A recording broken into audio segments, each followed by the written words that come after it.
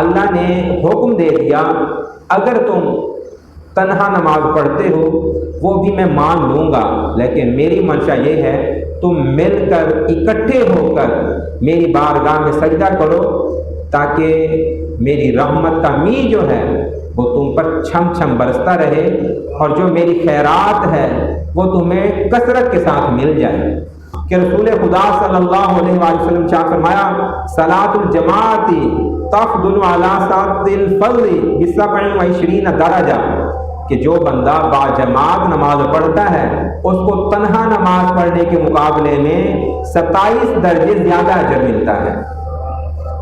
تنہا نماز پڑھی، اللہ نے مان لی، قبول کر لی، اللہ اس پہ راضی ہے، مواخذہ نہیں ہے،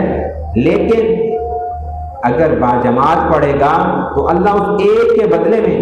27 گنا زیادہ اجر عطا فرمائے گا۔